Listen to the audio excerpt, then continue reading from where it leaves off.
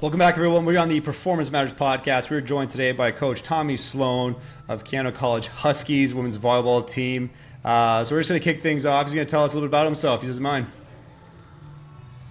Yeah, thanks for having me. A little bit about me. I've been around the country now coaching volleyball. I started my coaching career at MacEwan University in Edmonton for a year, and then came up to Keyano and did 3 years here, and then started traveling the country.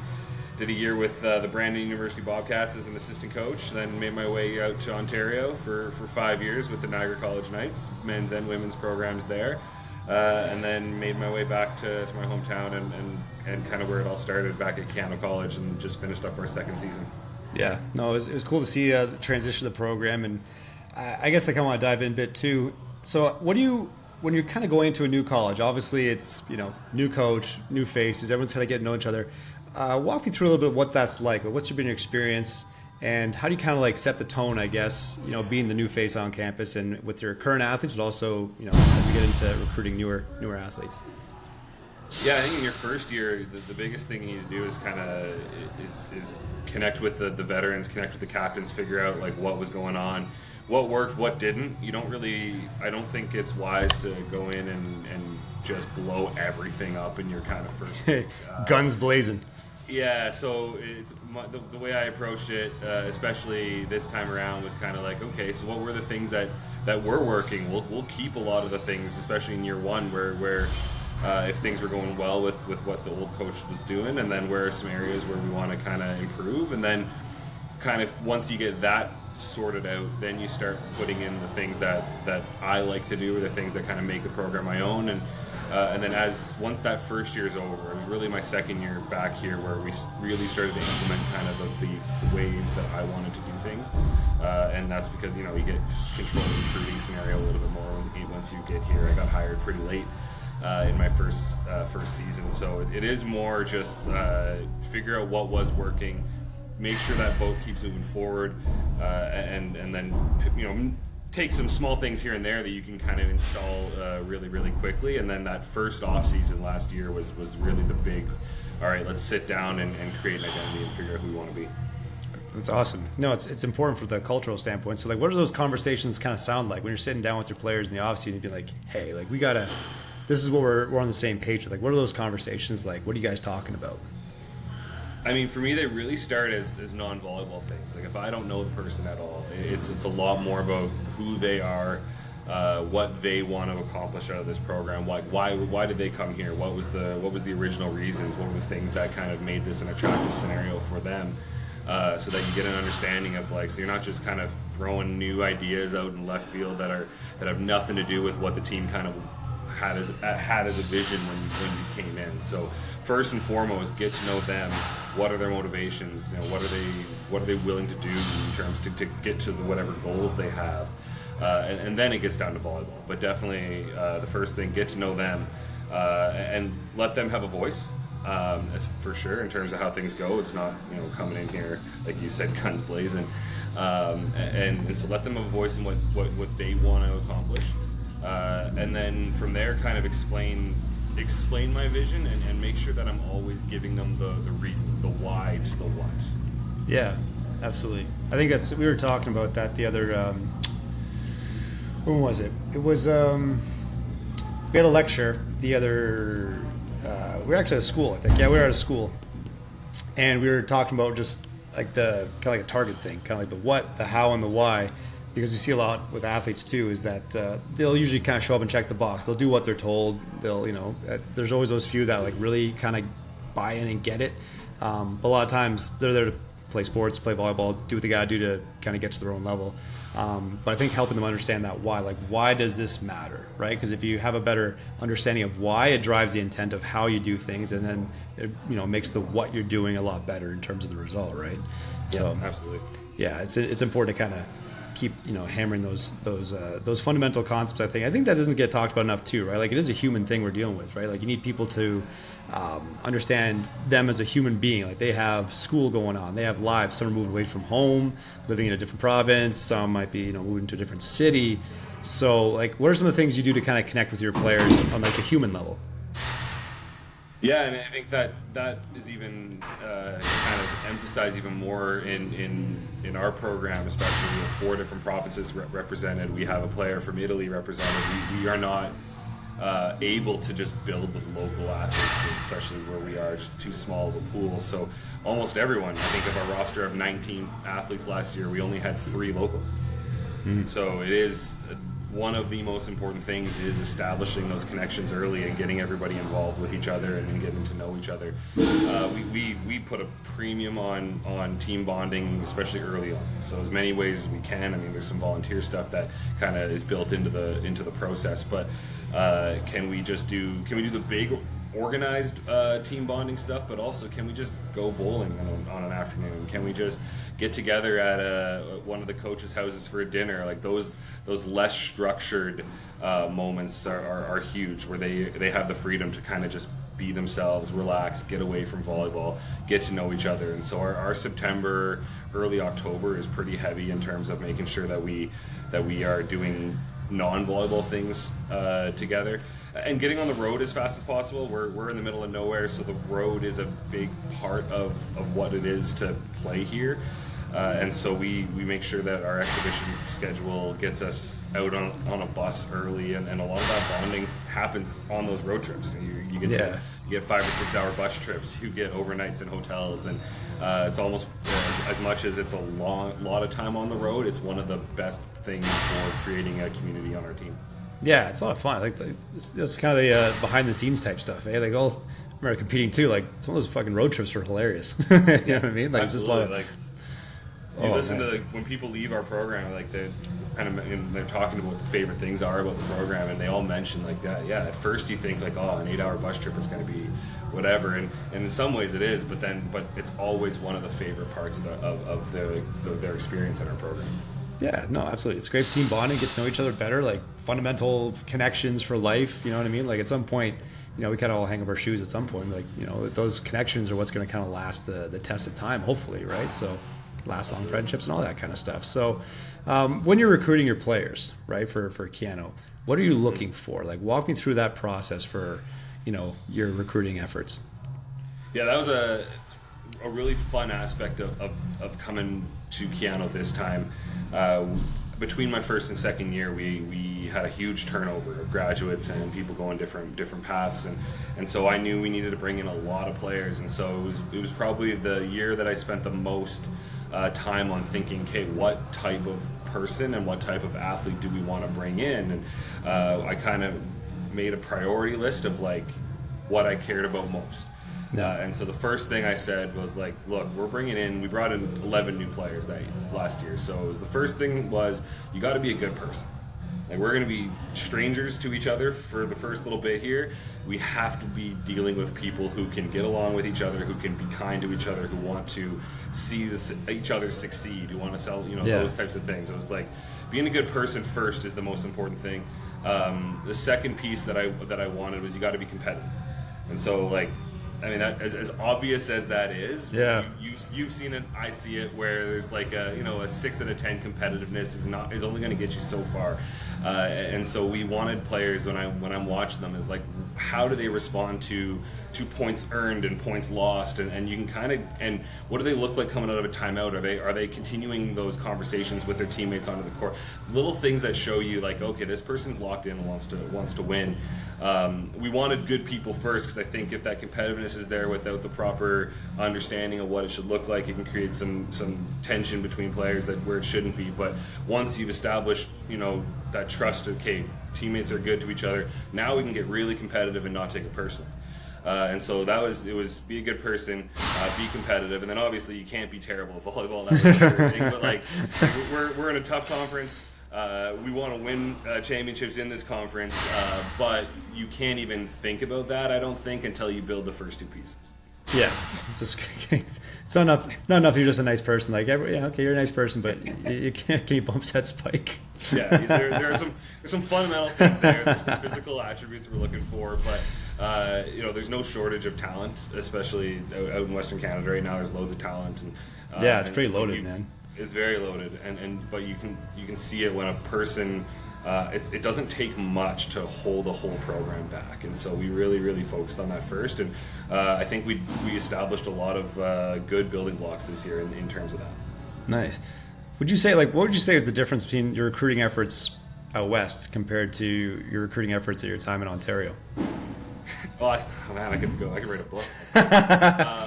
Let me have it. Yeah, well, I know you, and you had Dale on for a great episode on recruitment too, and it was really neat listening to that, because there's regional differences for sure, and so much of it comes down to like, what does the college system look like in Ontario? It's very different than how it's structured out here, and so that alone, like in terms of my pool is bigger here because our colleges have university programming built in. Well, our college has 3 degrees that we have collaboratively.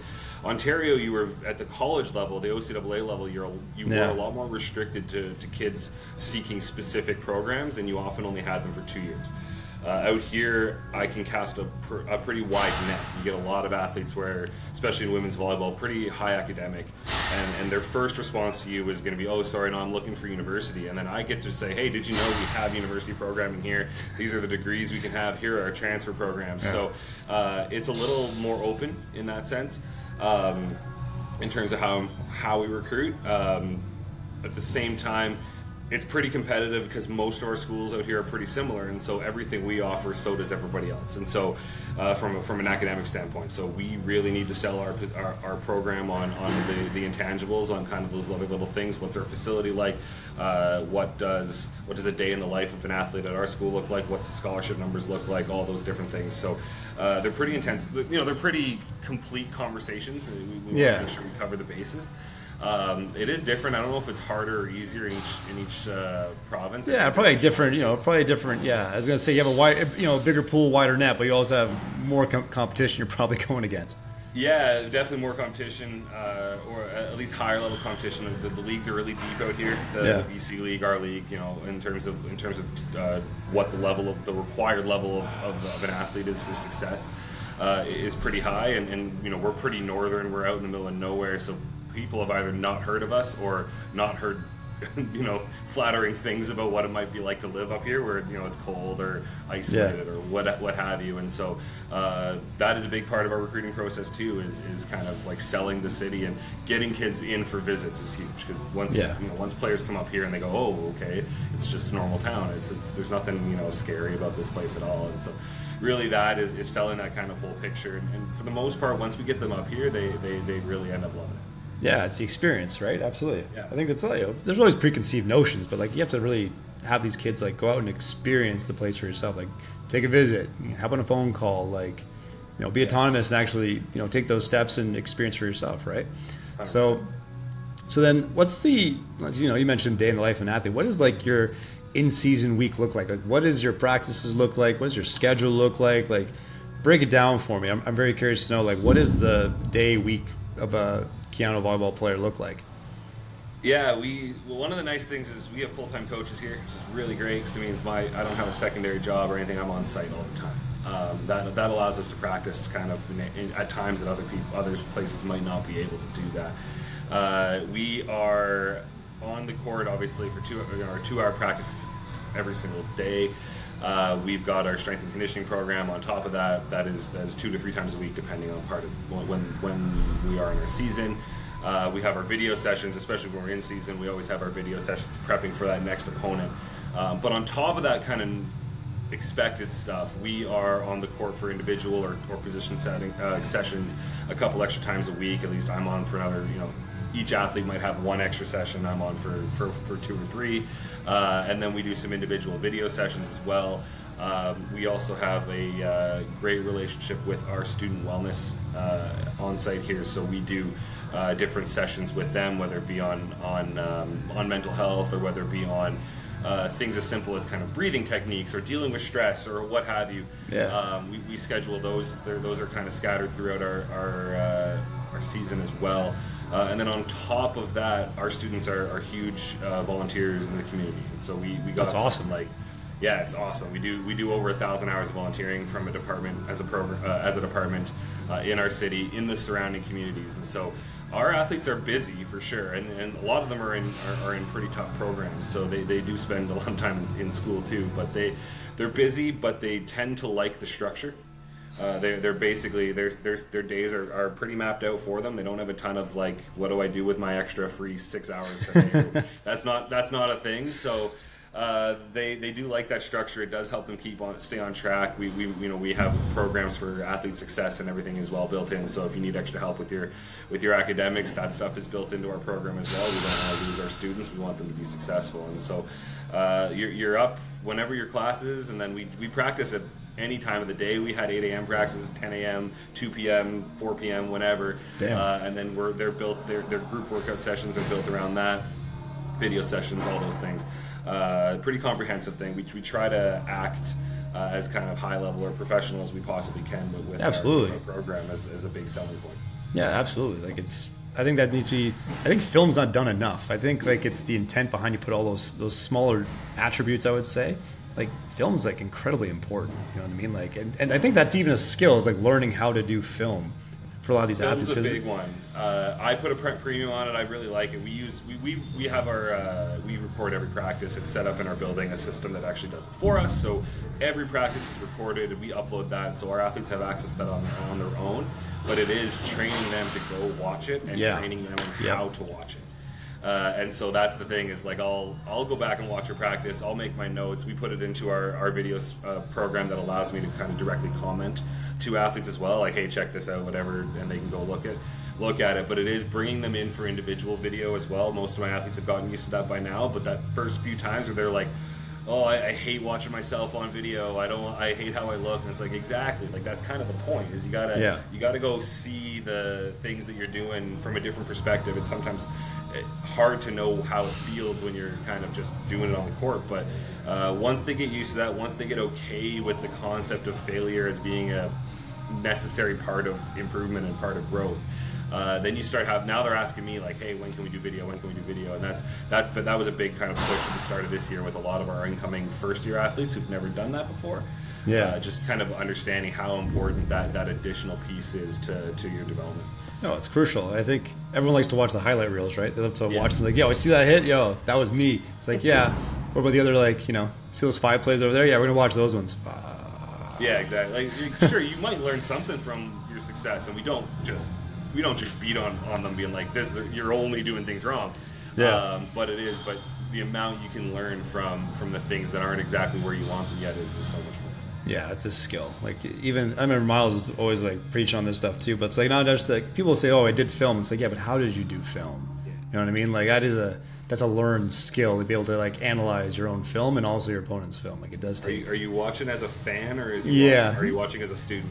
Yeah, like, oh, that was cool. No. There's break it down for me. Like what'd you take from that? Oh, okay, yeah. It's like did you bring a notebook and a pen?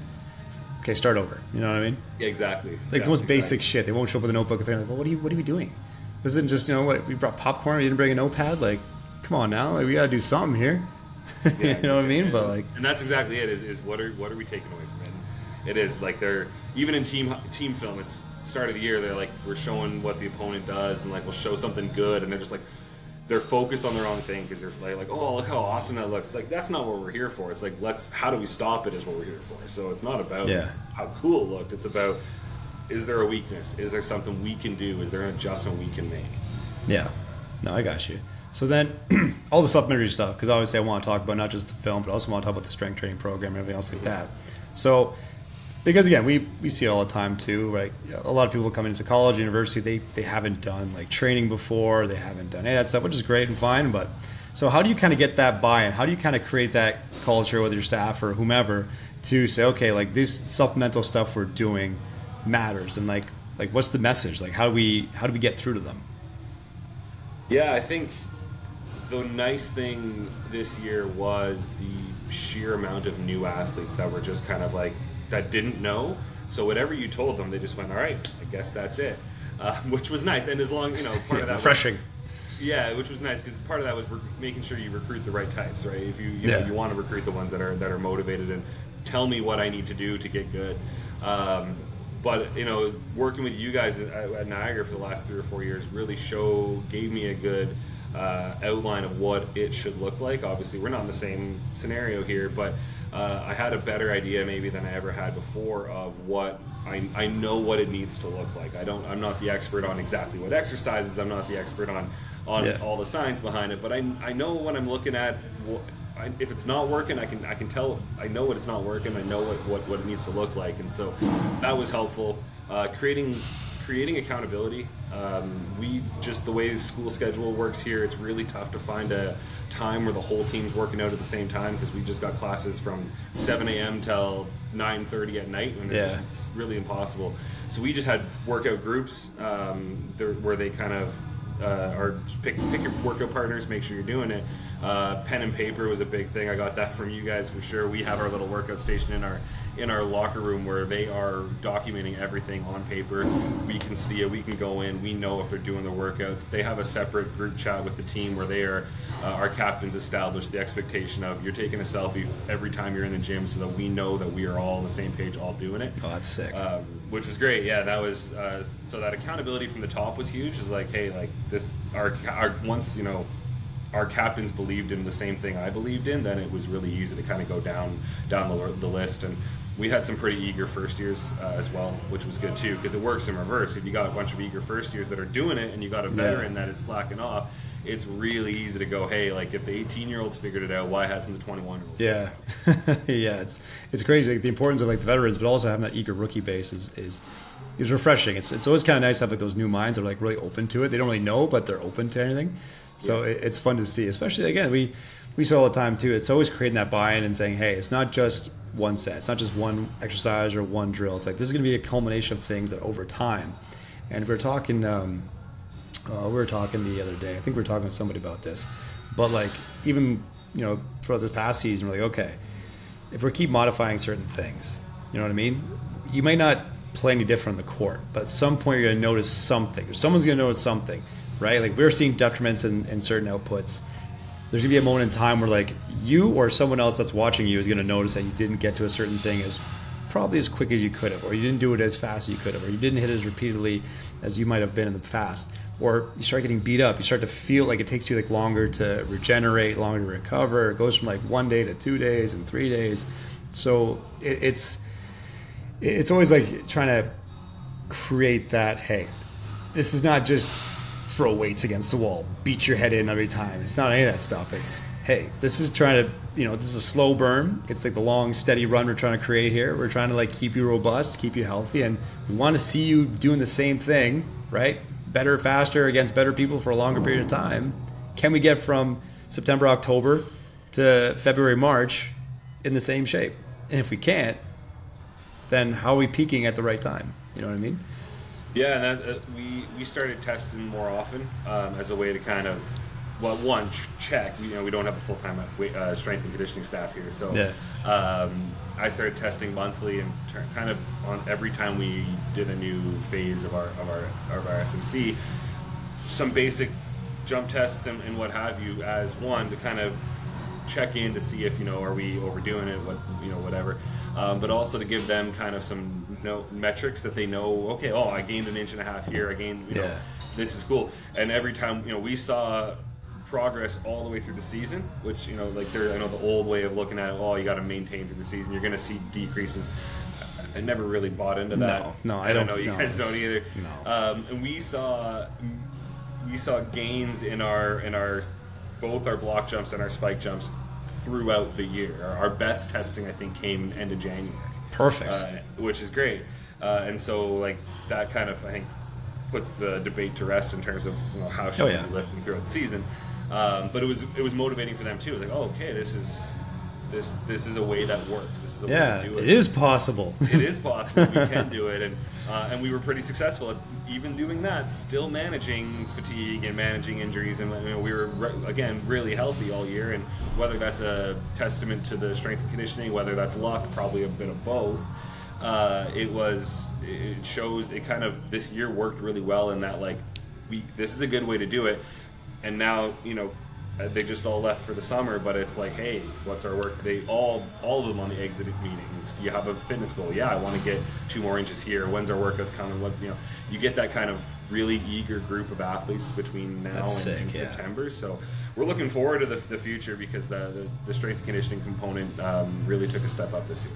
No, it's great. Like I agree. I don't believe in the whole maintain thing. It's all relative. It really is relative, and I think it's like we even see with like a bunch of athletes starting this past year. It's like a lot of them are PRing, and they're like starters. They're PRing like 5% improvements on certain things at the exact right time. But you also saw others that saw very steady declines. You kind of try to take a little bit deeper and say, why might this have been? Then you started looking back like, okay, athlete A and B, they started to like modify everything. Okay, we're modifying this. I feel this. I'm modifying this. So you're kind of like, it's not personal at this point. It's like, okay, we're modifying to a point now where these qualities have a shelf life, and we're seeing a detriment. And you're like, okay, well, like I said, if we keep, this is going to snowball over time. If we don't we have to introduce something a little bit challenging, you know what I mean, at some point, because it's 6 months is a long time to not do that. You're going to kind of wonder and scratch your head and say, okay, I'm beat up. And the minute you try to go back and do something again, it's going to hurt. You're like, well, you know what I mean? Like, I don't believe in that maintaining. It's like if you're having an athlete that's like extremely trained that can go hard 6 days a week, easy for them is going to be like 3 days a week. It's like, okay, it's relative. The person that's only trained twice a week, once is going to beat them up. So it's like, it's all relative. And I don't think the stressors in the weight room are going to be, at least for the ones we've had, it's not going to be able to mimic or be high enough to be as impactful in terms of, beating the crap out of them. It's just the forces aren't high enough. They're not able to produce that much force anyway. Especially like on the female side of things, it's like, obviously a lot of strong females, but generally speaking, they're not able to produce as high of forces with those outputs that would need XYZ recovery time. So we're not training Olympic sprinters, we're not training high jumpers. It's like, this is a team sport chaos. Like, you're probably operating like 70%. It's like you're not producing force high enough that's going to need all these things to happen. So we're actually able to push pretty hard to actually hit that ceiling. So it's just a matter of, can you wrap your head around that and just do that consistently at the right dosages, really? You know what I mean? Like, I think it's definitely a buy-in concept. It's definitely one of those things where, you try to help them understand, like I said earlier, you try to help them understand the why, so then they can do the how and the what parts a little bit better. And I think having that culture with the team kind of all rallying around them, is a very crucial component as it plays to practicing games. But I want to transition here. So what advice would you have for like an up and coming coach that wants to kind of get their feet wet in the volleyball world, that honestly wants to get to the CCAA or wants to get to the OUA or CIS or U Sports? Like, what would you say to them? Yeah, I mean, I guess I have to admit that I'm not an up and coming coach anymore. Then you're old, man. Getting old, I guess. Yeah, I've been at this for a bit. That's one of the things, honestly, though, is to be, if you really want to do it, be prepared to be at it for a bit. You may luck out. You may get a job nice and early. I definitely know people that have done that. You're probably going to have to be prepared to maybe bounce from a few different places to kind of get the fit that you want. A lot of jobs in the CCAA level are not full-time jobs. Yeah. Very few of them are. So it's not exactly like a smooth, easy going. You got to kind of be willing to grind for a while.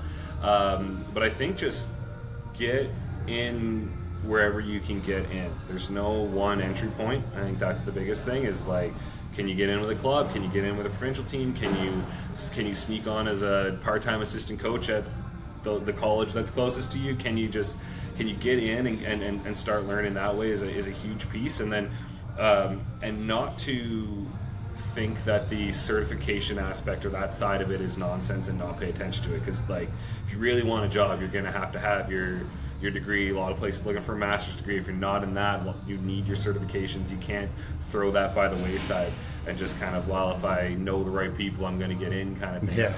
That worked for like that a while ago, but there's just, the world of coaching is much more prominent now. There's just more people wanting to do it. Yeah, it's dense. Competition. It's dense, and there's a limited number of places to do it. I am not ignorant to that by for a second. I'm very feel fortunate that I get to do what I get to do every day, because there's not a lot of us that get to do it. So just kind of find your way in. attack the education side of it as much as you can. Volleyball is moving quickly in terms of the sports science side and new ways to play it. And if you can bring something, if you can keep your knowledge up to date, that's a huge piece. I think there's nothing worse now than a coach who's still coaching it like it's 1995. And like there's just we've come bunch of dinosaurs. It's just that's done. There's just too much has changed, too much knowledge has been gained in our sport. So just get involved.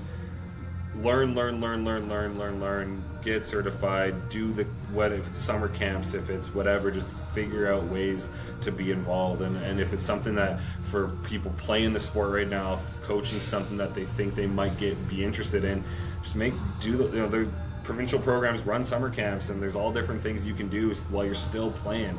The earlier you get your feet in the door, the better. Yeah, absolutely. I think it's a huge part is just find some mentorship. You know what I mean? Like, ask around. You said it too. Like, just cut your teeth a little bit. You know what I mean? Like, it is dense. Things have evolved, and those minimum qualifications are just elevated. You know what I mean? Like, it sucks, but sometimes that's just the thing. You can be the most knowledgeable guy, but they're not even going to look at you if you don't even have the most bare basic degree or certification. You need something, right? It's a blend. You need a little bit of everything. Like, my first coaching experience, I think, was a high school team in southeast Edmonton, and we were awful. And it was just this. Yeah. it was just the weirdest volleyball you could imagine. And then my next step was an assistant coach on a pretty good club team, and then my next step was coaching head coach in a high school team in my hometown, and then my next step was helping out at the college. And you just got to kind of grow real small increments over and over and over. Yeah, absolutely. I want to go talk. Here's a fun one too, though. What's the conversation like in the locker room right before the game starts? And then the follow-up to that's going to be like, well, what's it like after you lose? What's that locker room conversation pre-game? And then we'll dive into that. Yeah, so I think it's an area that at least I think I've improved in, because I think my philosophy's gotten better. It might have in the past been just too much. Mm-hmm. Yeah, to answer both the questions, too much before a game, too much after a loss. If you're still needing to come in with some sort of new information 10 minutes before you hit the court for warm-up, then you haven't prepared properly, I think is the way I see it now. So like our talk before the game is really, really quickly over the main bullet points to make sure we're on the same page. But it is very quick in terms of the information side of things, because everyone should know. Yeah. And then the rest of it is mindset. It's really just kind of like getting into the moment and reminders of like, yeah, it's not, whether was it the first game of the year, it's still just volleyball. Is it can we clinch playoffs on this? It's still just volleyball. Really kind of keeping our head and feet in the same place. That was one of our kind of mantras this year was keeping our 3-foot world, just making sure that our reminders that you have very little control over things outside of your 3-foot world, what you can reach. And so that was the pregame talk for the most part was that. And I always left off, the last thing I say coming out of the locker room was always a message of, hey, just remember that to be grateful that you're here and you're doing this tonight on a Friday night when, think of all the people you went to high school or played club volleyball with, what are they doing on Friday night? Something boring, and who cares, and whatever. You get to compete in front of, a bunch of fans, with the people that you love competing with, playing the sports you love. Play with joy, play with that gratitude, because, it's pretty cool that we get to do this. And I think if you play with a little bit of that understanding, it loosens you up a little bit and you can perform better. Yeah. Get to loosen up. You know what I mean? Like, it's a good reflection point. Too often you don't get to smell the rose a little bit. Like, just kind of be where your feet are for a second. You know what I mean? Like, you're playing the post-secondary level. That is like the pinnacle for a lot of athletes. Like, just get to that post-secondary level and compete. You know what I mean? It's the reason you all signed up. It's the reason you put your name on that letter at the start of the year. And so, like, it's fun. This stuff's fun. It is fun. We can all do things that suck, but this is fun. So that's a big piece. And then after a loss, I think it's really redundant to go tell them about all the things that didn't work. I think they know. Yeah. That's like, you don't need to go into a locker room and be like, all right, guys, we made this many errors, or we did this wrong, or like, they know. They're not idiots. These are smart enough athletes. So we keep it fairly brief and short, and it's really about the next one.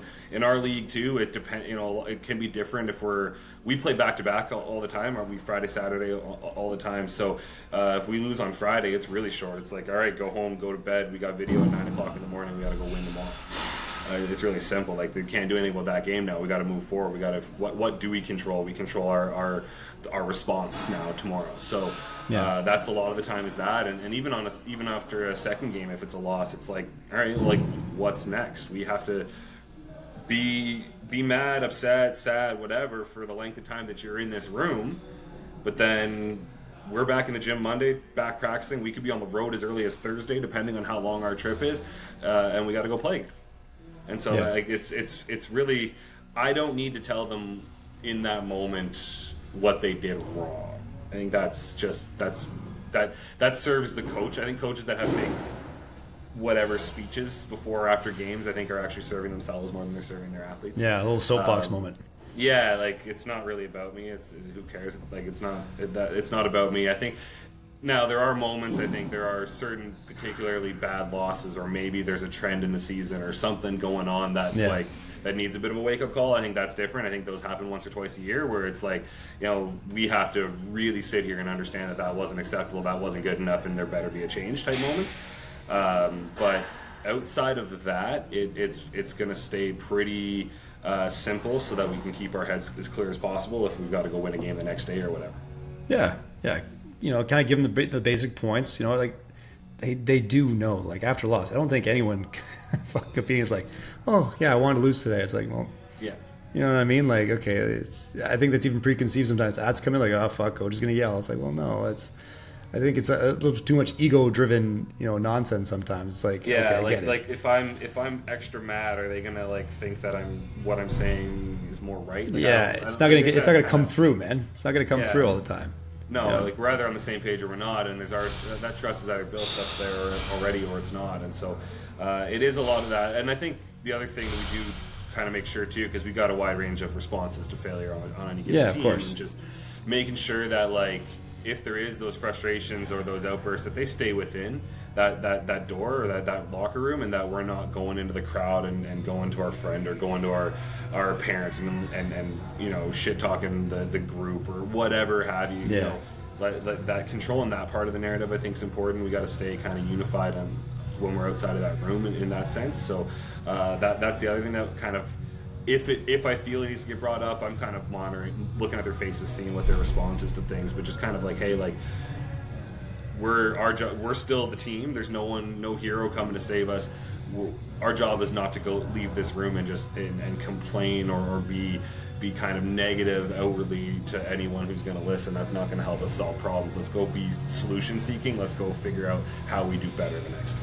Yeah, I don't think enough athletes realize that the impact off the court or outside the room is actually people watch, people listen, and then it does have a ripple effect too, right? Like, it's huge. People listen, and then that spreads, or you start echo chambering yourself, and you maybe tell a friend that you're not happy with your playing time or whatever, and they go, you're definitely right about this, and then it just just creates a thought in your own head that you would never have had anyway, and it just, like, we try to control that as much as we can. Yeah, so that would be the next question then. It's like, so, because again, those conversations happen, and we were talking with Steve Delaney the other day too about this, but because again, athletes have their own expectations. Like, coaches have expectations, the team has a standard, and those athletes that come in, obviously they have their own individual expectations and goals for themselves. A lot of times, like, I want my playing time. So they say an athlete comes to you and it's like, hey coach, why am I not playing? Why am I not doing this? What's that look like? Yeah, I think the first thing that we talk about with recruits is like the first, and I know it. I say it, but I know it's not going to stick. I say it so that I can reference it again later. Essentially, it's more like, hey, like, you're not going to, they always ask, like, what's my role going to be? And I go, like, well, your role's going to be what you earn, in that sense, where it's like, I'm going to play the players that I think give us the best chance to win, and I say, I can be wrong. I'm definitely wrong sometimes. And so maybe you are someone that gives us the best chance to win, and I'm wrong. But I will evaluate my choices after every single game.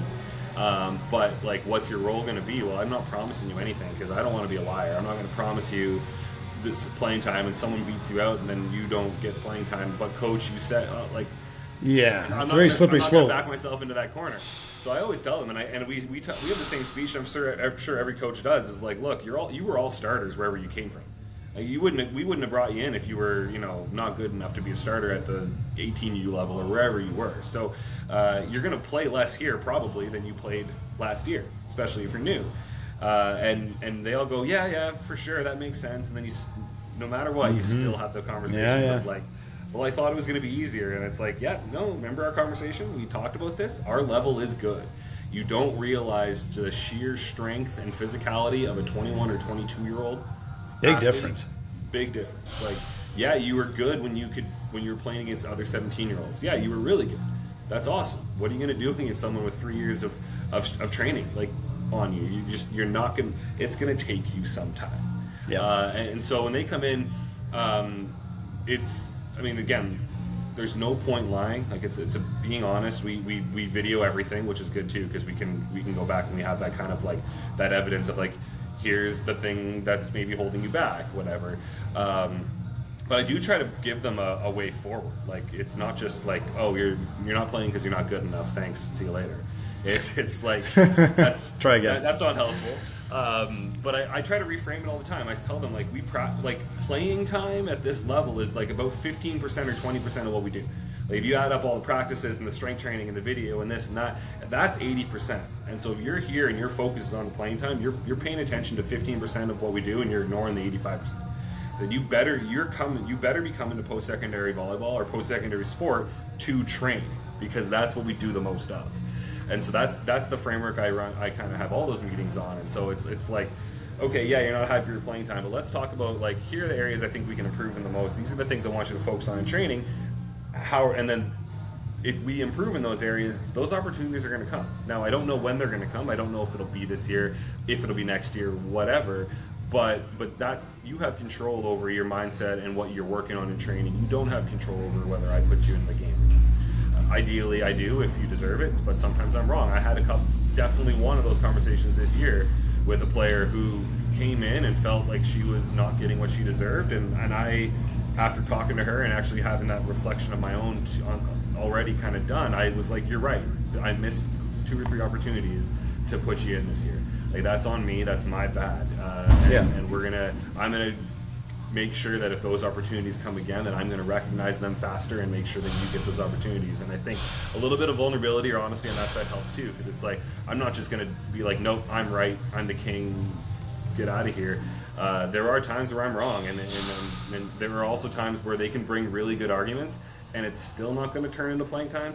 And that's the thing too, where it's like, you're right, you are getting better at this, you're doing this, you are showing up, you're working your butt off, whatever. So are everyone else, and you're getting better, and so is everybody else. And so like, it's hard to jump somebody at this level, because you have to be doubling their level of improvement in some ways. So a lot of it is just like getting them to understand that if they can focus on just getting better, it's not going to maybe change their playing time or how happy they are about that, but eventually they start to clue in of like, okay, like I've had athletes, pissed off at me for a whole year because I didn't play them and they were in a different role, but by year 2 or 3, they've embraced that role, they've had success in that role, and they're fine. They may still think, we may not agree on everything, but they're always going to be told why. We're going to leave with a mutual understanding, if not a mutual agreement. And I think that's fine. You're not going to have... I have a roster of 18 players. There's no way that everyone's going to play exactly how much they want to play. I understand. So I try to be understanding where they're coming from, but also be pretty evidence-based as much as I can be. And then find a path forward. A big kind of thing for me this year was like solution seeking, both from myself but also from the team. And so just like, okay, you're upset about playing time, but here's the things you can work. Yeah, no, I think it's crazy too, because like even Steve Delaney was saying those things. Like you have to have those small wins because everyone's working hard. You know what I mean? Like you're checking all the boxes, but so is everyone else. It's really going to come down to like if you're one of those on the bubble players, that's where you kind of like make your money. And like, okay, if you're on the fence here, you can kind of get over and get your foot in the door that way. But if a player is better than you, if they're taller, they're hitting harder, it's just like You know what I mean? Like, And we play a sport like it's different. Basketball, you know, you can get even your lower depth players are going to get in for 3 or 4 minutes, whatever. yeah, We're restricted the way we play the game, the way the substitution rules are. It's just it is what it is. Volleyball is going to be played by 8 or 9 players a game, and that's just the way it is. So it is tricky. I mean, we do a lot. I watched your chat with Steve too, and we do a lot of 6-on-6 in practice, and so that's like, hey, like, you know, you're getting that 30-45 minutes of 6-on-6 every day. So if you feel like, well, where do I show myself? How do I get on the starting lineup? Where can I prove it if I'm not playing? Well, we play every day, and so there's that opportunity there. And even if it doesn't get you on the lineup, the value of how competitive our 6-on-6 in practice is going to be one of the main decision makers in terms of how much success we have in a given year. Yeah, get those wins every day. The reps you get, like, win them. You know what I mean? Like, Absolutely.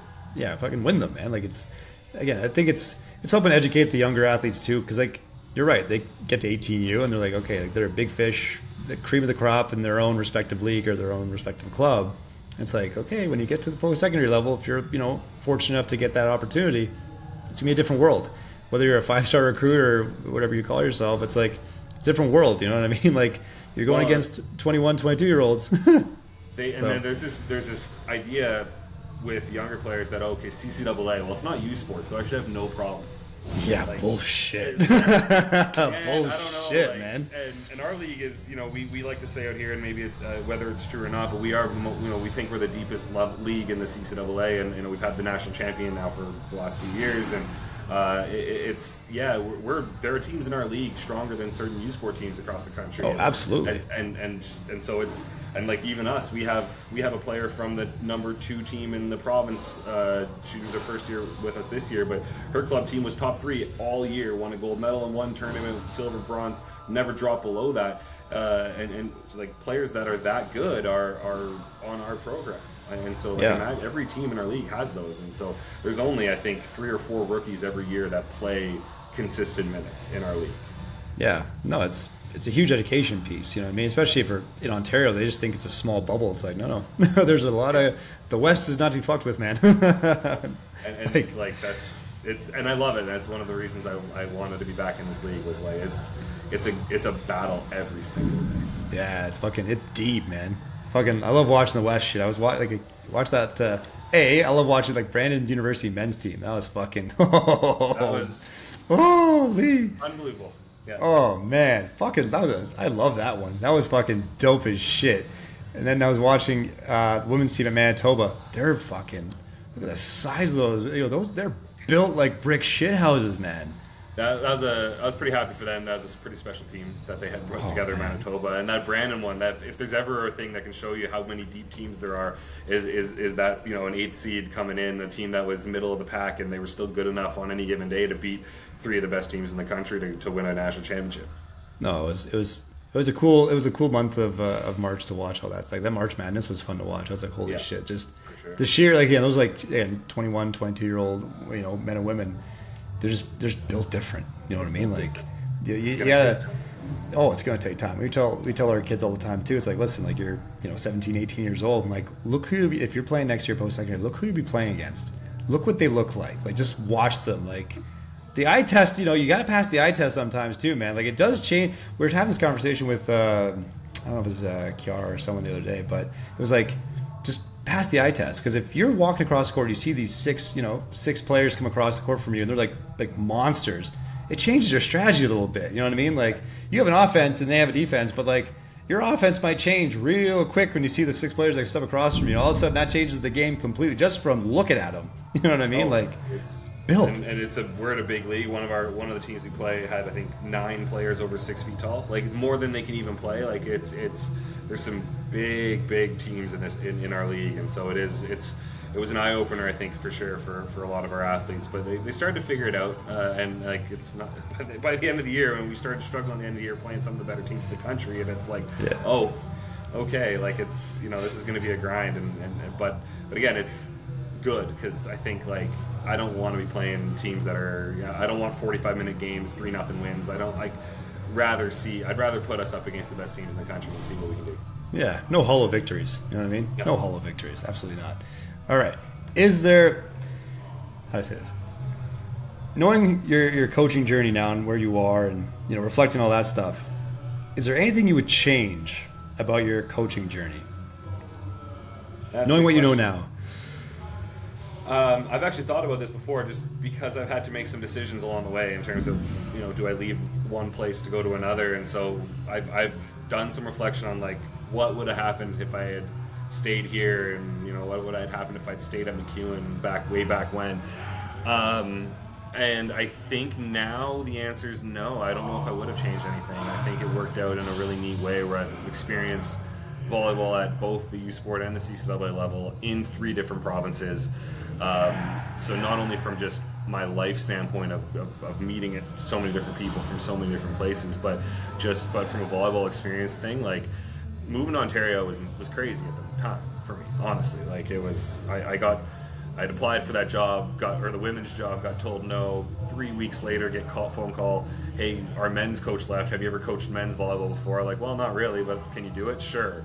Packed up in a week and moved to Ontario and had nowhere to live, and it was this wild ride, and never thought I'd go there. And my 5 years there were some of the best times of my life, and still stay in touch with a ton of people there, and being close to that many elite coaches. We're a little isolated up in Fort Mac, but when you're in Southern Ontario, you're really close to a lot of people who know what they're doing, and so my bit of a wild journey, but it has increased my network in ways that I never anticipated. It taught me a lot of things. It brought me in contact with some of the best coaches that I've ever worked with.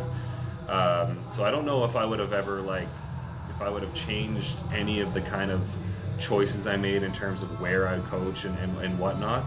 I think that along the way there's some smaller things that I might have liked to do, maybe get involved with some provincial teams and stuff earlier, more often and whatnot. But that was, when you're younger and it's tricky, and you got to figure out if you're going to make money in the summer or not, and like just what different things that kind of may have impacted that. But I've asked myself whether would I have changed anything in the past, because there were moments where I was really wondering if I made the right decision or not. But it's starting to come around full circle, I think, in a way that I'm pretty satisfied with. No, that's dope, man. No, it's fucking nomad life in the beginning, eh? It was a lot, yeah. Like I don't know. I'm not doing that starting now for sure. No, that's a young man's game, bro. But when I started out 26 years old, I think why not? Why not try to see what different types of experiences are out there? Yeah, absolutely.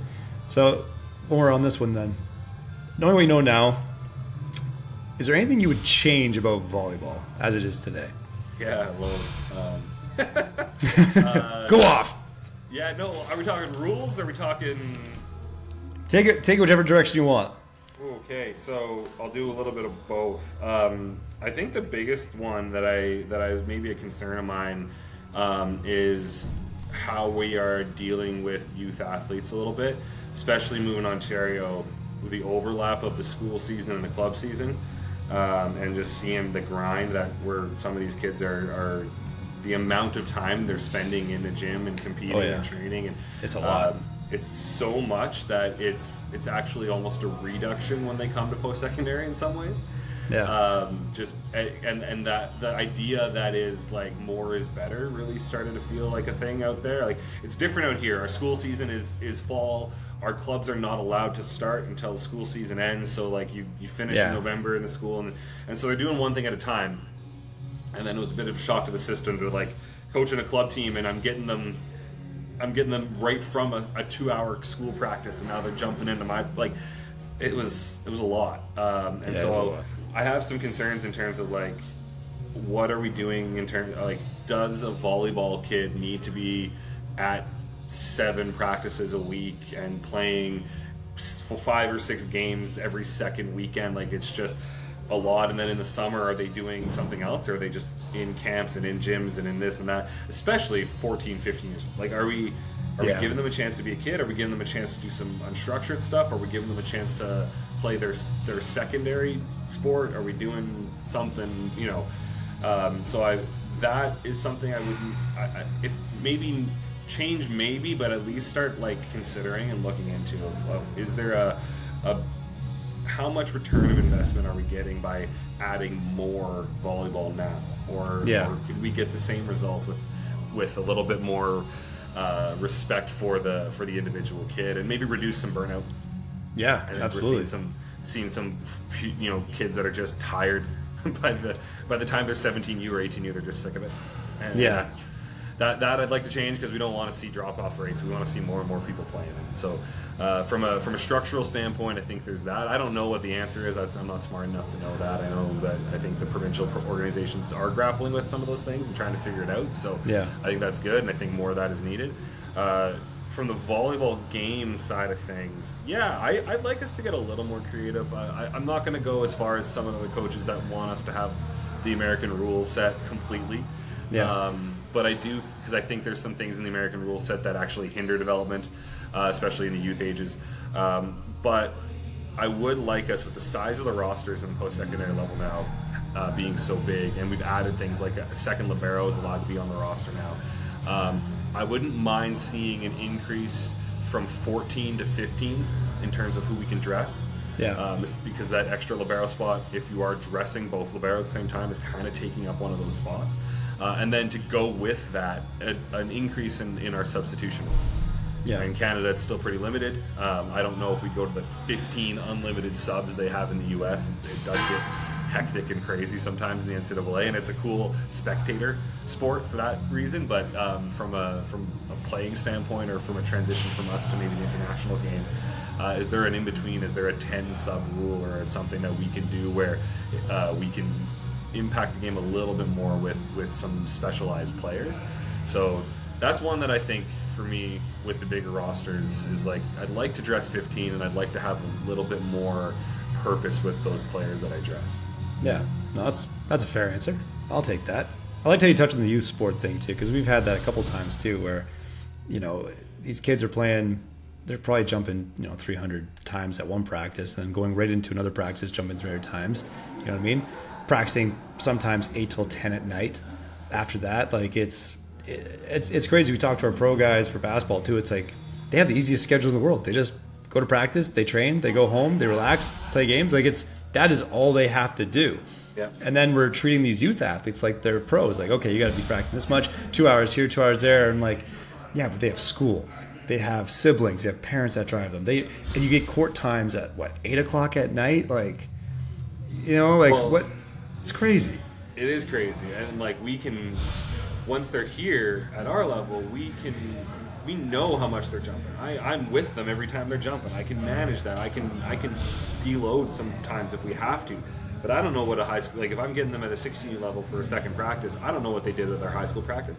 I don't know how much, does that impact, they're from different schools, so they're all coming into that practice with a different level of fatigue and whatever, and that's influencing my practice plan. If so, they show up and suddenly 3 of them can't jump very much tonight because they're just gassed or whatever, and then the parents are paying how many thousands of dollars for a club program, and are they now upset because we're not doing as much on the club side? But I'm concerned about the health of that athlete, and yeah, they're young and they bounce back quickly, and we can push in some areas, but there is a limit. There is a limit. There's a limit, and like there's in Ontario sometimes they'll play a tournament on a Wednesday, and so they're coming to a Wednesday night practice after playing 5 games. They're like, why are you here? Just go home. Like, we'll do it. We'll do it next practice. But they're they feel forced, like they feel like they have to do it all. And so I think just kind of like, what's the number where they just stop getting better? And now we're just increasing injury risk, or we're just bringing them closer to an ACL injury more than we are bringing them closer to mastering a skill. And so like I think there's got to be a way that we can figure out how to balance that, and maybe a relationship between the school, the clubs, and whatever needs to happen. But it's just a lot of. I mean, I have an incoming recruit that just had ACL surgery, and it's just like we're seeing a lot of that happening. And I want to be kind. Like you said, it's not just volleyball's not or sport is not the only thing in their life at that time. Yep. And it shouldn't be. They need to have other things going on, and players will get good if they want to, and an extra 1 hour a week of more training or whatever probably isn't the difference maker. Yeah, no, it's like I said, we know more about the sciencey side of shit, but we see more injuries, and we're really like learning more of that fact that it's coming down to just doing more. It's just more of the same thing, more jumping, more games, more combines, more camps. It's like, okay, and you're right. What is the rate of return? We don't know. You know what I mean? Like, is it that one camp? Is that extra high school practice a week that made you? Maybe, but then you don't know what the quality of the reps look like. Like, okay, if you're going to beat up your knees and beat up your bodies and stay up late trying to practice, like, what is the rate of return of like the quality of the reps you're getting? Is that improving your skill, or are you just literally going through the motions? And now, I think coaches understand too. It's like when you're teaching these younger athletes skills, that is stress. Just having to like go over a drill or a new skill set or helping to refine a skill set is taxing energy-wise. And then to have them finish a practice and go to another practice, you're going over skills. They're already fatigued. Even just from the learning side of things, they're already fatigued. So now athletes are great compensators. They will find a way to do the thing you tell them to do, even if it beats the crap out of them. And that's where we're starting to see the risks of injuries go up. It's because you're telling them to do a drill after they're already tired and to refine a certain pattern, and they will find a way to do it. It's not going to probably be the best way, or they just can't handle it, and then things will tend to go wrong. If not now, it's just water in a rock. You're going to eventually erode to the point where something's likely going to happen, and then the practice goes till 10. So now they're not getting home till 10:30 and shower, bed by 11 maybe, and now they have to wake up at 6 to go to school. It's like this over time is gradually going to wear them out to the point where you're no longer getting better at a skill. You're probably practicing a skill subpar because you're tired, or you're grasping it because you're tired. It's like trying to study for an exam at midnight. You're probably not retaining much of the information at that point. There's a reason for that. You know what I mean? Like, there's a reason they say cut off studying and go to bed instead, because you'll retain it better. It's no different than a physical skill. It's the same concept. It's just stress in some regard. So, we're trying to navigate that too. It's like, in my opinion, like, especially in Canada, it's like club is the pinnacle of, if you want to play post-secondary, you're probably being looked at from a club volleyball perspective. It's not like the States where it's varsity is high school, that's the pinnacle. Yeah. It's like, no, like the club is it. So if this is something you want to take to the next level, if I'm you, I'm probably going to emphasize and prioritize club practice. So then where do you navigate now to go to high school practice? You know what I mean? So I think the harder conversations for those players that are kind of on the fence, like they're maybe not on the A team, they're maybe on the B team, and their high school team is relatively the same competitive level. That's where things get messy now. Yeah. Because you're like, well, how do you tell them to prioritize this over that when they're really on the B team? You know what I mean? Yeah, and I think that the only answer to that is to split season, is to separate seasons. Otherwise, they're going to do it what it is, and it's that physical taxation and the mental taxation, because once it becomes a chore, and like we talk, and athlete, you said, like, athletes are compensators and perfectionists. And we dealt with that. Like, I go do a whole separate podcast on how we, what was the most important messaging we did this year, and how so much of it around was response to failure and understanding perfection, not being a perfectionist and what have you. But like you said, they're going to want to succeed, and so they're going to keep going and keep going and keep going, and then eventually it's a chore, and we don't ask. We know it's not going to be fun every day. We even say that here. It's like, you're not going to love this every day. You're going to have bad days. You're going to have days that are hard, days that suck, whatever. But like, the overall experience has to be, positively contributing to your goals or what you want in a life. And if that's gone, you're gonna burn out, you're gonna quit, and then you're gonna, who knows, you might have been the best prospect in the province, but now you just quit after high school because it wasn't fun anymore. Yeah, you gotta try to find the joys. And I hate when people say, like, love what you do. It's like, no, learn to love what you're doing. Mm-hmm. Like, if you're into something, like, I was talking with another guy the other day too about, like, oh, you're good at pushing people. It's like, well, I don't really have to want to push anybody.